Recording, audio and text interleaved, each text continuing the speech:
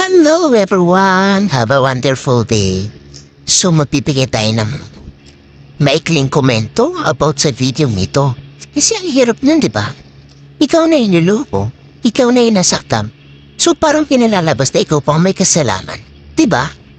It's unfair. Kasi yung dahilan na ibinibigay ng tatay ni Daniel, napakababaw. Napakababaw talaga. Yan lagi ang alibay ng mga nagluloko. Yung mga nag-cheat, gasgas na yung mga alibay na yan diba? Kahit sa mga pangkaraniwang tao, palagi nga nang tinatahilan nila. Kasi nagkulang yung partner nila, isyo hindi na sila inasikaso, isyo hindi na sila pinapansin, diba? Kung may pagkukulang yung partner mo, huwag mo hanapin sa ibang babae. Pag-usapan nyo. Kawalan umano ng importansya.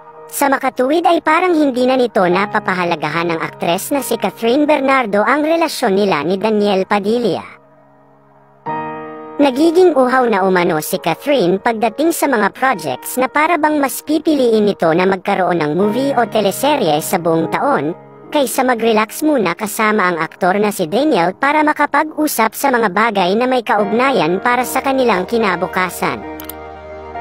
Ayon pa kay Romel, para na rin daw kasi umanong ipinaparamdam ni Catherine kay Daniel Padilla na mas importante pa rin ang trabaho nito kaysa sa panahon at oras na dapat sana ay igugol niya sa nasabing boyfriend na si Daniel Padilla.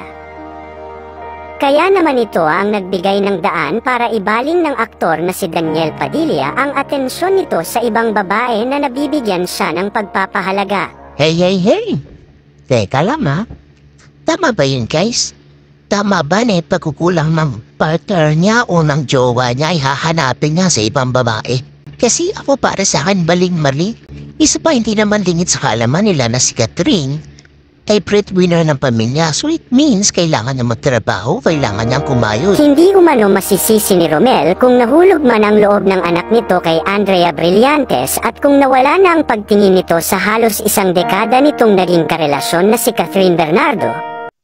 Tsaka isa pa, kung talagang mahal niya si Catherine at totoo yung pagmamahal niya, hindi niya ito lulukuhin. Hindi sapat yung dahilan niya para maglukom, para mag-cheat. Hindi. Maling-mali. Dahil ang pagkakamali ay hindi mo pwedeng pagtakpan ng isa pang pagkakamali. So guys, please like and share this video. Thank you for watching everyone. Bye!